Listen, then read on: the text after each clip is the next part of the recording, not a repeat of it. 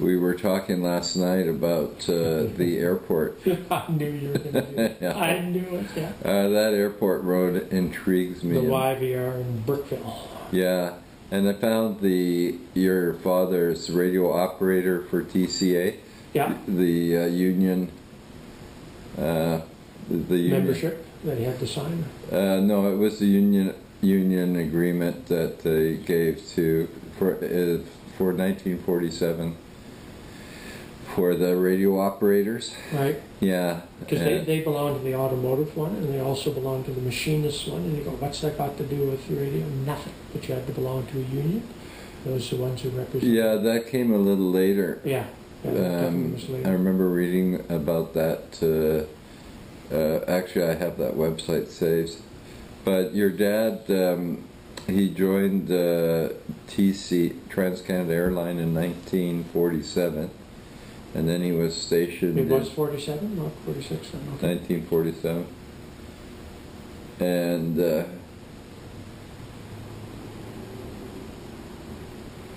well, maybe you're right. Maybe it was 1946. No, we're just trying to. Anyway, I have the.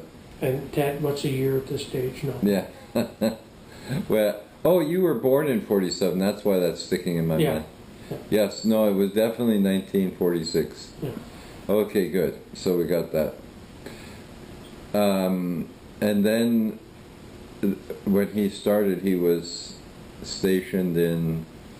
He was living in Vancouver here. He got the job, and then they moved him to. Did you document the chauffeur's license from Vancouver? He had a chauffeur's license. Am I here alone? Yeah, he had a chauffeur's license. You had to have it to drive. He drove for the province, and he was delivering newspapers out when they had little bins all over the city for the right. When you were a kid and you had a big box on the street, then they would lift them up and they put all a big huge stack of papers in, and they drove those Divgo type delivery vehicles. So my dad had that job when he was decommissioned from the Kingsley, and he was here in Vancouver, and it was for the province. And I think it was then the province, if I remember right, was a morning paper only. So he had a license for that. And I think part of it's over here where they have the little metal chauffeurs in it. Yeah. Yeah. Anyway, that was part of that. Should have a date on it, is what I was thinking, to show. And then I'm sure he got that job after that, and then he was posted in Lethbridge. And Lethbridge was a big deal there at the time, and that was one of the fueling stops before they went across the Rockies in the DC-3s. Oh, so that's the significance of Lethbridge. Yeah. And then Lethbridge had a repair facility, and Lethbridge was very rich in historical aviation and was quite the deal when it stayed. Wow, that's interesting. And DC-3s were unpressurized. And you remember me telling you the stories that my mother told me of sitting in the aircraft and they were on oxygen. They had the little masks on. And so she had her mask on, then she had to share it with me and go, as you flew over 10,000 feet through the Rockies, as you know, they're up where there's inadequate oxygen, right? And that's how you flew. And that was in... So that was in the 40s. Yeah, in the 40s. And when it was free, when they were contingent flying, right? Yeah, and what kind of aircraft? DC-3, Douglas. Yeah, the DC-3. The famous DC-3s, right? Wow. The one that had the airplane lamp. So basically, when they were coming across the prairies from, say, Toronto or Montreal... They flew low then, but the Rockies you couldn't avoid. You had to go up high. So they flew low because of oxygen reasons? And when aircraft became pressurized, yeah, and when they did so, they could fly above the weather. And that was a huge advantage to it. And the air was thinner, so the aircraft could get better fuel economy. And when they were supercharged, they could fly at higher speeds. But pressurization made a big deal. Like DC-4s were not pressurized, but DC-6s were. When were they? In the 50s. In the 50s. That's what I say, right? There's probably, and there were some here and there. Boeing had an aircraft that was pressurized, but they only sold a handful of them. But pressurization made a big difference. Well, we'll do some fact checking on your... Yeah, you do that, Ted. See if you can get me on that one. So that was the significance Because I was thinking to myself, now, why was your dad plunked in Lethbridge when he, as a radio operator?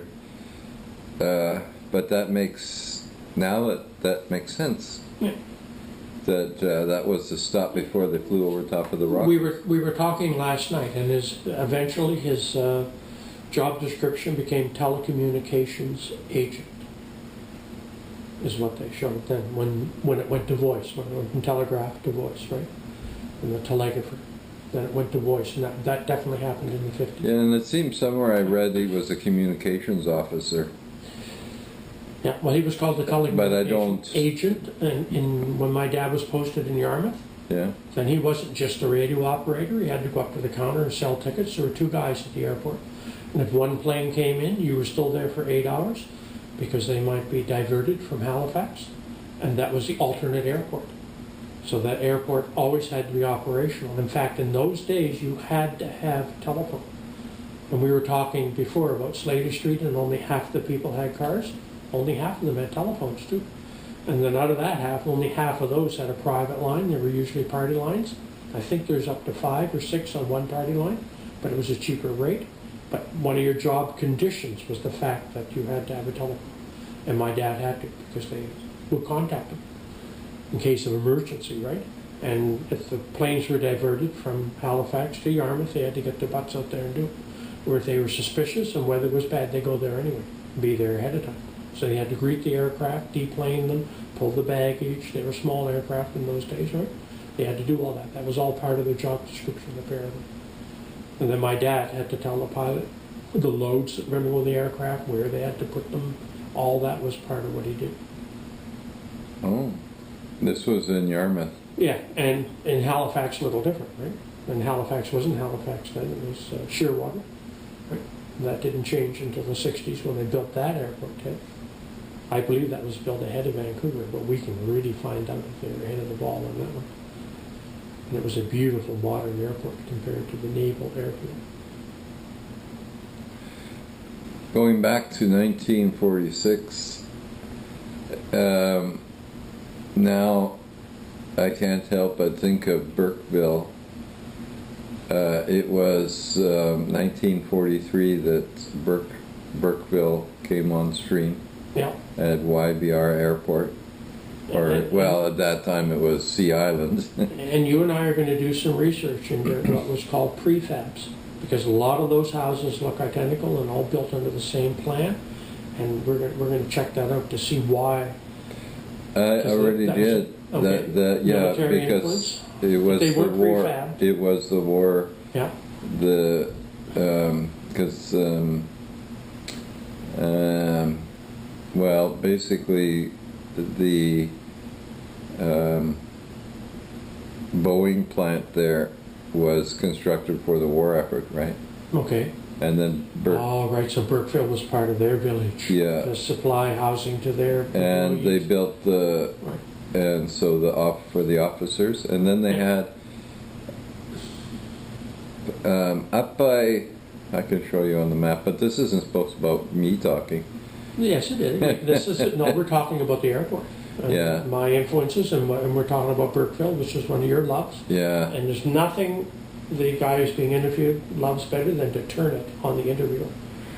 Well, what's interesting is that on old archive maps, the officers were in Burkeville, and then way up towards Georgian Bay, that part of the airport, Yeah.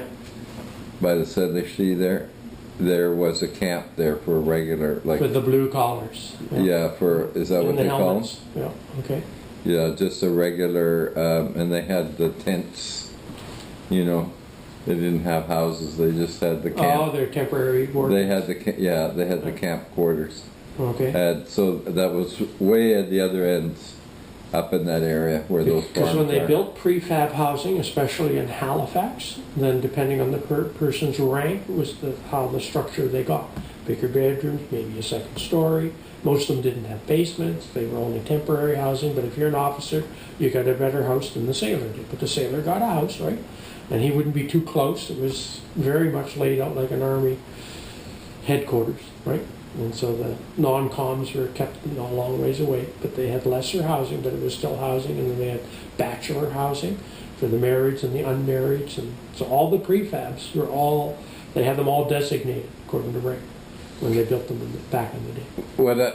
What I just find so interesting this morning as we're talking about this is your dad started with TCA in 1946, and Burkeville came on stream in 1943. So your dad, when he went to fly from that airport to Lethbridge back in the day, when he traveled by, he was just... Burkeville was probably under construction. It was under construction, which now really fascinates me.